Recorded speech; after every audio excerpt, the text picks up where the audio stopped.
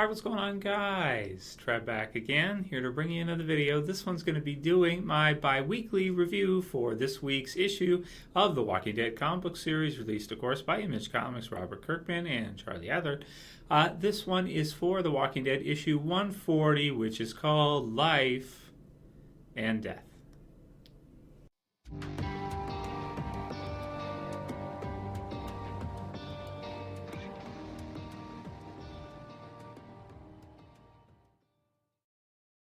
Okay, great. If you haven't read the issue yet, why don't you go ahead and read it before you watch this review. That said, not all that much happened.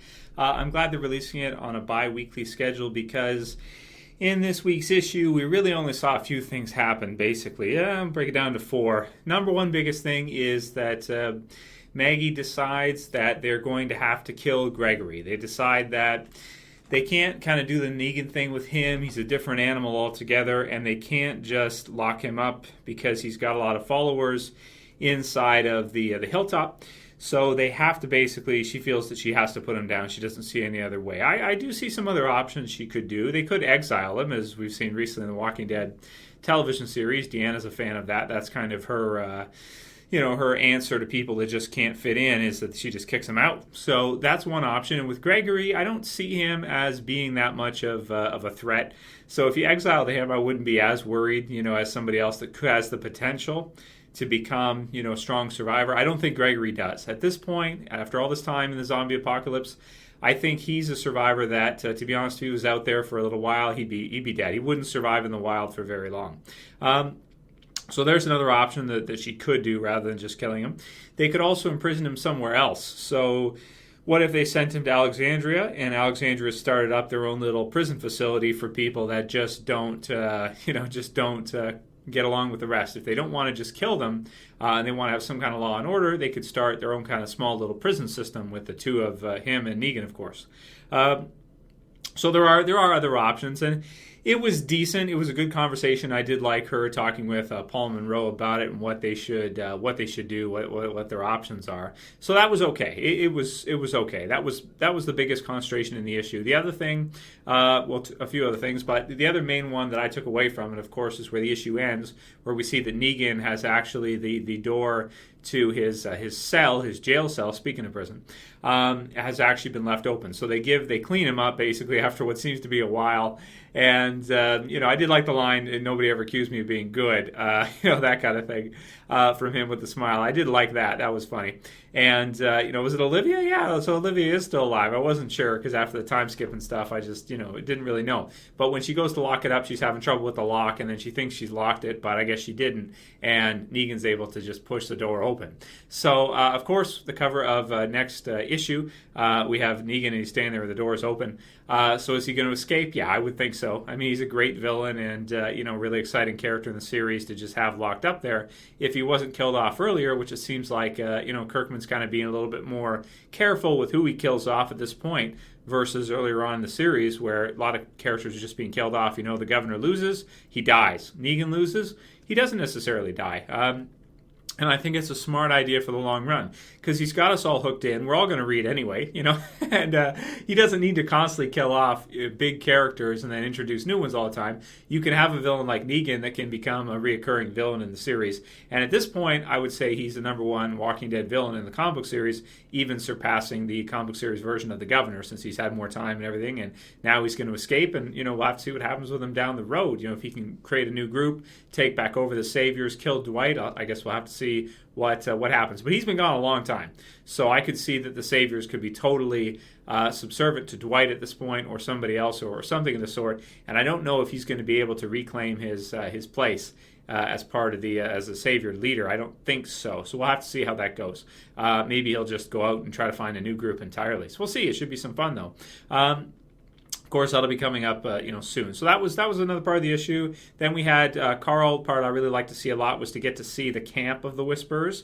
And it's not. It is a camp, but it's not really a camp. It's more like it's almost like this little gathering. You've got some cattle there, and you've got fire. You've got some skins and stuff like that.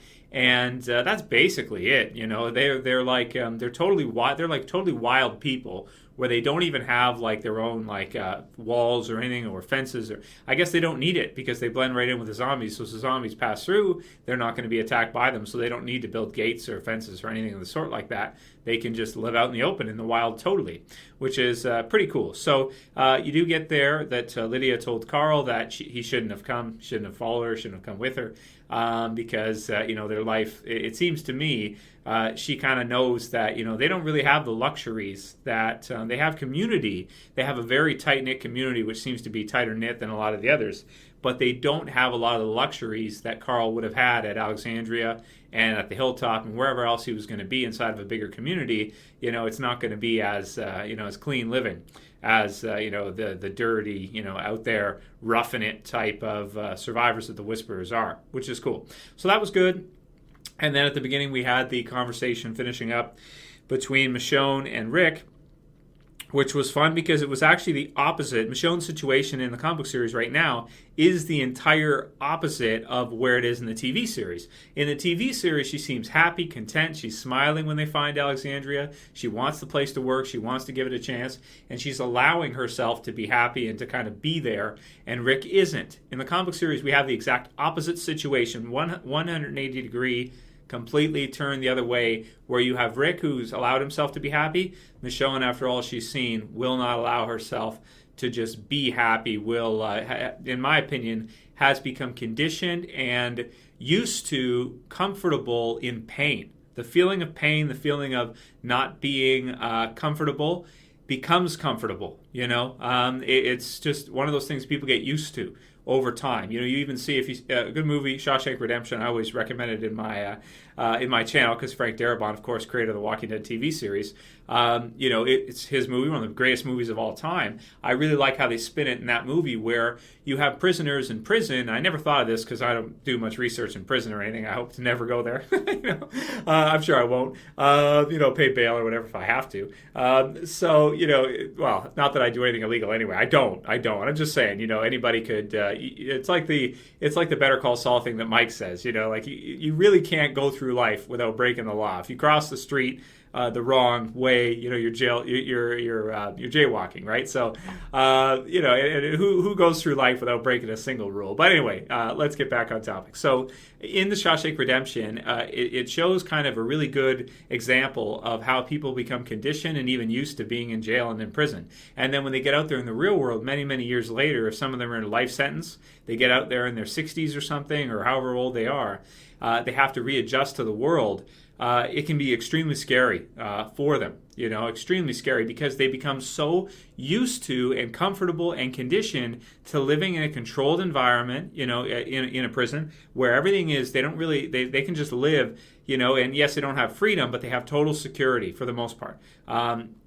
Other inmates can attack them and stuff like that. That there's danger with regards to that. But you just become conditioned. We're such creatures of habit to whatever we do. And Michonne in the comic book series is showing right now that she has been totally conditioned to being unhappy and will not allow herself to actually just be happy, to just smile and just enjoy life because she's so used to the opposite. You see many people like this in the real world too. So I like that psychology. You guys know I'm all about, I love the psychology. Anytime, they can mix in little pieces like that in any of the series I review. That's what I really, really love it. I love that stuff. So, love that kind of angle with Michonne. Think it's funny how the TV series version of her and the comic book series version of her are exact opposites, even though they're the same name character. They even look the exact same pretty much, and everything. Denai Guerrero looks pretty much like Charlie Adler's artwork. Pretty spot on, I would say. Very close anyway. And yet they're in totally different positions, at this time in terms of where they're at chronologically in each. So we'll see if that happens to the TV series version of Michonne eventually. We could see a change from where she's at right now to that eventually. We'll have to see, but it doesn't seem like it would fit her now that we've seen her allow herself to be happy at Alexandria and the others not. Too far gone. So, cool. So that's pretty much all I got to say for this week's issue. It was an okay issue. It was okay. You guys know I like to see things happen, like to see some action in that. Little bit of, a lot of dialogue in this issue. It was mainly a dialogue issue. So in terms of score, I'm going to give it a 7 out of 10. It's a builder issue. It's a care dev issue. You guys know, what it is. and we didn't get to see. I'm excited. It does excite me to a degree, but not as much as most issues of The Walking Dead do. And I've reviewed every one at this point, so up till current date. So yeah, it's just one of those issues. You need these. You need these here and there where you just have things building and getting to know. And comic book series. That's the thing about a comic book, and I'm glad they're releasing it bi-weekly. Is because when you have parts like this in a series, in a TV series, you can have that, and then you can mix in some other stuff in an episode, which is 42 minutes with the commercials. So that gives you more time. But with a comic book, when you get that release, a lot of times, it's like 5 minutes of a TV series, right? Or 10 minutes maybe, depending on how you want to look at it. Maybe 8 minutes if you want to be technical. You want to say like one issue, one episode or something. So anyway, 7 out of 10 for me. Let me know what you guys thought about the issue. Decent issue, okay issue. We need these, but not anything spectacular by itself. Let me know what you guys think. And if you have any other video suggestions, go ahead and send them to me. If you want me to do some predictions on what I think is going to happen with Negan eventually, can do it. Sorry I didn't get this review posted for you guys on Wednesday. Was getting a new shower redone. So I got a company called Bathfitter to do it. Did an absolutely amazing job. A really great company. Can definitely recommend them. So if you need a new shower, so that's what I was doing. So they were doing that, and I couldn't really sleep because they were working on that, and I couldn't really make videos and stuff. Anyway, so that's it for this one, guys. If you like the video, as usual, thumb it up below. If you want to support the channel, please share it. Please favorite it. That's it for this one. See you guys for the next one. As always, it's Trev saying peace. Later, guys. See you.